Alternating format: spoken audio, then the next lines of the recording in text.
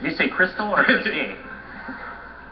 Responding to the question, in Iraq, they still had to, what, give you a fingerprint of their thumb, which traces you to somebody. So this is not, I mean, I think trying to poo-poo this idea, there's a reason why they wanted him, why did they want him to have a fingerprint then? I'm ready to surrender my But it was a way to identify people. Right. It was a way to identify people. Do away with Okay, and you have to go to a bank and when you don't have a checking account, excuse me, when you don't have a checking account at Wells Fargo, they make you what? I've seen it, give a thumbprint, right? Right? Why did they do it at the bank? Why did they do it at the bank? Fraud? She didn't hear what I said earlier. They do it because of fraudulent reasons. It's why the bank makes, I've seen people have to give their thumbprint before they cash a check. Next question. I'm just making you asked me, I'm making an observation. Well, why didn't y'all have vote ID the Republican primaries? That's a good question, though. That is a good question. I have a question for you. Why did you guys require an ID to get into the Democratic National Hold up, everybody. Hold up. We're going to give her a chance to answer this question. I'm not sure there was. Crystal, hold on one second, Crystal. Do you know the answer to that? Ms. Wright. So, is that true? I haven't heard that. Hold on one second. The question is, everybody, just pay attention to me for a minute. The question is, and I think it's a reasonable question, why wasn't there a voter ID demand during the Republican primary? I think that's a fair question. I think there should be. I think that there should be a voter identification. No, hold on for a second. In the interest of time, the question is, and I'm not being nonpartisan here. The question is, why wasn't there one? I understand you saying there should be. Why was there not a demand until Democrats? I can't speak to that. Right. All I said is, as I said at the outset of my comments, is that there should be a uniform system that President Carter and Secretary of State Baker said that there should be in place. So I can't speak to why a particular state did or didn't pass something. That's not for me to say. But and we're going to go to the next question, but I hope you could at least imagine how so one what do you think it is, Mark? What's the I don't know. I'm an objective moderator. But one... Wait, as an objective moderator? We're going to go to this brother right here. Well, why don't you state it so we can all hear it? I'm not... Rev, I love you, Rev, but we got to stop. Rev, we got to move to the next question. We have to move to the next question. No, wait. Yeah. Why don't we take this question and the sister behind you question at the same time? Yes, so we can answer it. All right. Peace and blessings. My name is Brother Dirk. I'm an activist with National Black United Front and also Malcolm X Grassroots Movement here in D.C. And one thing also, besides that I'm an activist, I'm also a student of history. And one thing I've noticed is that when black folks try to come together, we continue to practice the same tactics that has not worked for centuries. And my thing is, to the panel, what are some of the alternatives that we can take to build a strong black nation here in America and also around the world? Other than voting? Yes. Okay. And I also feel black nationalism should be brought to the table. Okay.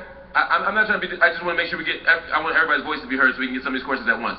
Hi, my name is Lakeisha Davis, and I was born in 1979. I wanted to ask anyone who was here during the Civil Rights Movement, what do you think our brother Martin Luther King would say today if he was on this panel? Let's take one more. I'm waiting. We're going to take one more question, and then we're going to allow everybody, My name is Vivian Covington of Mary University Park. Thumbs up to you, Reverend. And I appreciate it because maybe on my thumb is my address, my phone bill, my light bill. Maybe they can do that on that. And my question is, I am going to work extremely hard. I'm getting ready to get a young organization called Young Legislators because they need to know the truth. And maybe in another question, can you give me the statistics on the white folk? Because, you know, it's not that I'm prejudicial in any way, but I'm so tired of these statistics that's given on black people in Iowa. Where are you doing these statistics at? Because I cannot understand that there are a lot of white people on unemployment, on welfare as well, but we never hear those numbers. Okay. So thumbs up. We got you. Reverend. We appreciate your thumbs up. Two questions. What are some other strategies black folks should be deploying instead of, the brother might be asking, but also I might ask in addition to voting? That was one question. The second question was from the sister who asked, what would Dr. King say? What would Dr. King say? John can tell you that. John Lewis, I think is... So let's start with the Dr. King question. I was going to say, he didn't First of all, I knew Martin Luther King Jr. very, very well. I met the man when I was 18 years old. And if Dr. King was here today, he would be grateful for the progress that we've made. He'd be grateful that we elected President Barack Obama as president. But he would say to us that the election of Barack Obama is not the fulfillment of his dream. He will only say, he says, it's only a down payment. Only a down payment. And he will also say that we're too quiet, that we need to make some noise, and the way we can be most effective is get up and take our butts to the polls on November 6th and vote like we never voted before. That's what he would say. All right. Before we go to the next thing, we have an opportunity for the next question to be answered. The question was, what are some other strategies, and we're going to answer this very tightly in 30 seconds or so. What are some other strategies other than voting that black people should be deploying? John gave us the segue. Because he says getting off your butt is not just about voting, right? There's a quiet in the nation that was not there, that laid the groundwork for progress in years past. We need to all be raising our voices, not only at the voting booths, but outside the voting booths, expressing ourselves in positive ways, and I think that's an important strategy. No, 2/3 of all jobs by 2020 will require college education. Education is still our passport out of poverty. That's it. Yes. Absolutely. We're going to take another question. Quick question. Unless we... Quick question. I'm Otia Bruce with Lawndale Christian Development Corps from Chicago, Illinois. And thank you. My son is just entered into North Carolina A&T. And my question in was... my district, hey. Yeah, absolutely. Aggie Pride. Aggie Pride, absolutely. Okay. He will turn... And we got that out about this. He will turn 18 like many other students while he's at college. He's not able to do an absentee vote. What do we do in that case? Why is it? He's going to be 18 in 2 days. Why can't he do that? Is he at A&T? He's at A&T. Get him registered in North Carolina. He'll be a lot more help to us in North Carolina than he'll be in your state. Okay, thank you. Yes. Give me his phone number. I'll call him and get him registered this week.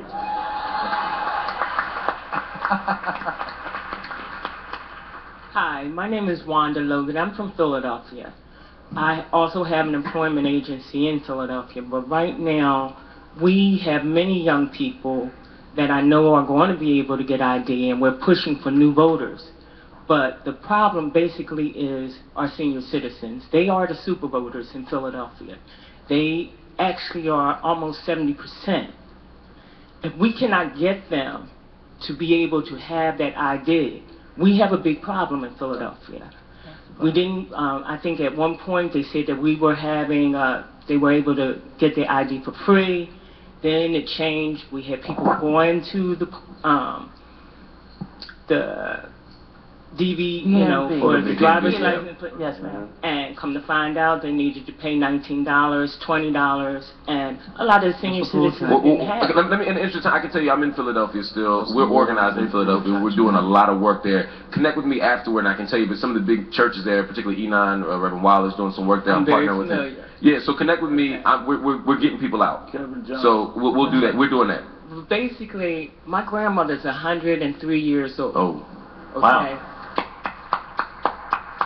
She doesn't have a birth certificate. No. Right. Okay, there's nothing, you know, and last year she did vote. I mean, she's been getting a Social Security check. She's been getting anything from the government. What do you do in these cases? Because if they want to find you, they know how to find you. Yeah. I mean, you know, so. Right. Say the IRS don't ask for no ID. No, I think you said it right. I think that they're organizing. A lot going on. Reverend Kevin Johnson works with us. A lot of people going on. We need to connect with, but we need to get the ID in their hands. Right. As we fight these Pennsylvania laws, we should not just roll over. Absolutely. Absolutely. Yes, my name is Anise Jenkins. I'm president of Stand Up for Democracy in DC Coalition, otherwise known as Free DC. I want everyone to know that I want to thank Donna Brazile and Reverend Sharpton for putting DC statehood on the front burner. I want to thank them so much.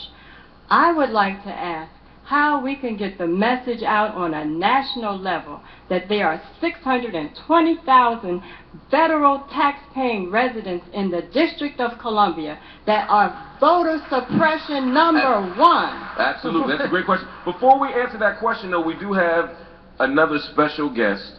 House Minority Leader Nancy Pelosi is here, and please give her a warm round of applause.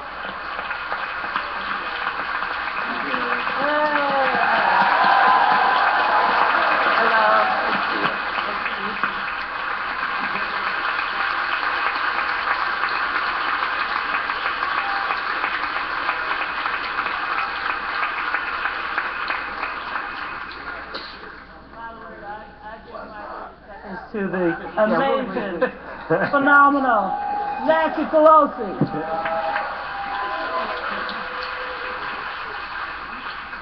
Good morning, everyone. Good morning, distinguished panel. I was listening very attentively to the give and take between these very distinguished guests in the audience and all of you, and it appears very clear that we have important work to do to protect our democracy in the weeks ahead.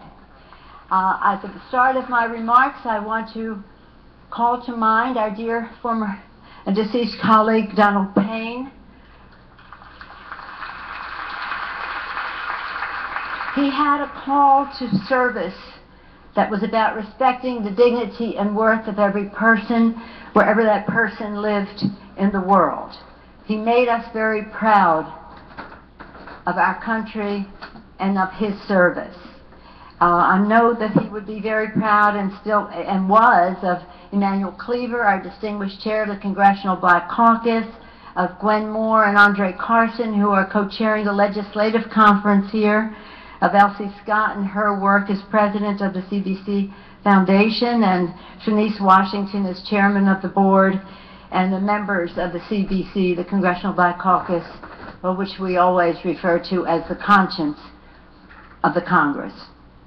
Last year when we came together, you remember that whether a change at the time of the dedication of Reverend Martin Luther King Memorial, supposed to be August and later to October, so right around this time we were in the midst of that glow, and we will continue always to be.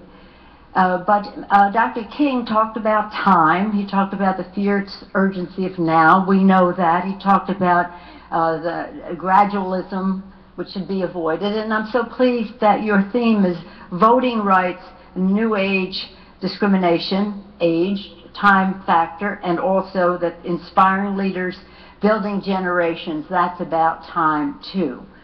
And so everything we do is how we use that infinite and that very finite quantity of time. Back to Reverend King, imagine that Reverend Martin Luther King's memorial is there with Lincoln and Jefferson and Washington, with the founders and the preservers of this great American democracy. He honored the vows of our founders and took them to new heights in terms of civil rights and liberty for all Americans. And we know that, and we're constantly inspired by him and draw strength from him. And right now, today, we have a challenge that we must take the time to succeed with meeting and push us forward, this new generation and this new age of discrimination that we must call a halt to. So here's the way I see it, and I had other remarks, but listening to the panel and understanding what your major concern is, here's the way I see it. Because that great wealth was established has been established in our country, and the disparity of income has become almost immoral, there are some people who have so much money. When I was young, and when I say this to an audience in the last couple of days, they don't know what I'm talking about. But perhaps there's somebody in the audience, maybe John Lewis, you and I, our birthdays are close. Ho ho, that's rich. Did you ever hear that expression? Ho ho, that's rich. Ho ho, that's rich. They're so rich, they haven't the faintest idea what it's like. But we do. And we are about reigniting the American dream.